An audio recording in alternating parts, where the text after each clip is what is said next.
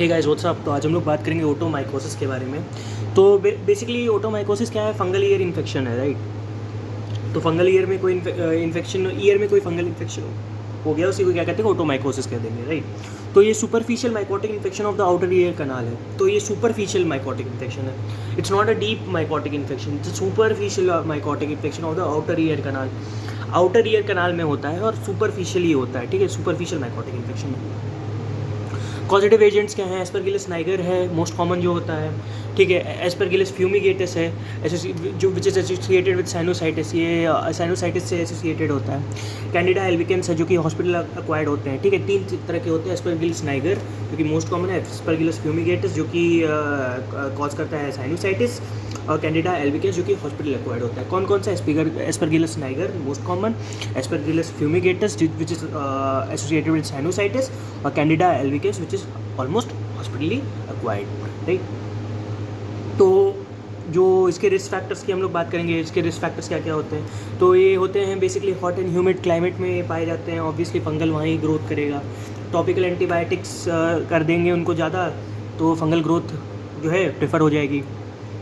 Diabetes mellitus के case में जो है बंदा इम्यूनो कॉम्प्रोमाइज़ होता है, तो इसलिए वहाँ पे फंगल इन्फेक्शन के चांसेस ज़्यादा होते हैं, ठीक है। क्लिनिकल फीचर की हम लोग बात करेंगे। इंटेंस इचिंग, फंगल के कारण इंटेंस इचिंग होगी। Discomfort, pain in year obviously, ठीक है ना। कोई फंगल इन्फेक्शन रहा तो डिस्कम्फर्ट, पेन होगा। वाटरी डिस्चार्ज, मस्टी ओडर, ये सब दिखेगा आपको कि वाटरी डिस्चार्ज हो रहा है, मस्टी ओडर निकल रहा है, और ईयर ब्लॉकेज है due to otomycosis, right, obviously, ठीक। तो ये बात रही आपके इसके क्लिनिकल फीचर्स के बारे में, ठीक है। क्लिनिकल फाइंडिंग्स क्या है? वेट ब्लॉटिंग पेपर अपीयरेंस, ये बहुत ही इंपॉर्टेंट है। इसका करेक्टरिस्टिक नाम होता है wet blotting paper appearance, right. Meatal skin पे क्या होगा? सॉडेंट रेड इडिमेटस होगा। Sodden red oedematous meatal skin होगा। मीटल स्किन मतलब ये एक्सटर्नल ऑडिटरी कनाल का स्किन, मतलब सॉडेन रेड एंड इडिमेटस रहेगा। इन्फ्लेम्ड एक्सटर्नल ऑडिटरी कनाल स्किन, एक्सटर्नल ऑडिटरी कनाल की स्किन इन्फ्लेम्ड रहेगी, रेड ऑडिमेटस और सॉडेन रहेगी, ठीक है ना। टेंडरनेस प्रेजेंट रहेगा ऑब्वियसली, ठीक है ना। एग्जामिनेशन विद ऑटोस्कोप से एग्जामिनेशन करेंगे तो एस्परगिलस नाइगर जो है आपको ब्लैक दिखेगा, ठीक है। नाइगर है तो ब्लैक। एस्परगिलस फ्यूमिगेटस जो है पेल ब्लू और ग्रीन दिखेगा, ठीक है ना। ये कैसा दिखेगा? फ्यूमिगेटस है। फ्यूमिगेटस किससे एसोसिएट करता है? साइनोसाइटिस, तो पेल ब्लू और ग्रीन दिखेगा ये। और कैंडिडा जो है वाइट एंड क्रीमी ऑब्वियसली, ठीक है। कॉटन बॉल अपीयरेंस जो कि कॉटन वुल लाइक अपीयरेंस होता है, तो ये पेल या वाइट या क्रीमी दिखेगा कैंडिडा, ठीक है ना। नेक्स्ट हम लोग बात करते हैं इसके ट्रीटमेंट के बारे में। तो ट्रीटमेंट हम लोग क्या करेंगे? बेसिकली ईयर टॉयलेट कर देते हैं। कहे भैया ईयर में पानी, उसको कहते हैं ईयर टॉयलेट, ठीक है। बहुत ही बहुत ही सुंदर टर्म दिया है टॉयलेट करना, ठीक है ना। तो सिरिंजिंग, सक्शनिंग, मॉपिंग वही होता है। पानी डालो, सक्शन करो, फिर मॉप कर दो, उसको पोछा मार दो वहाँ पे। एंटी फंगल एजेंट दे दो, जैसे निस्टाटिन, क्लोट्राइमोजोल दे दो, और प्रोविडीन आयोडीन दे दो, ठीक है ना।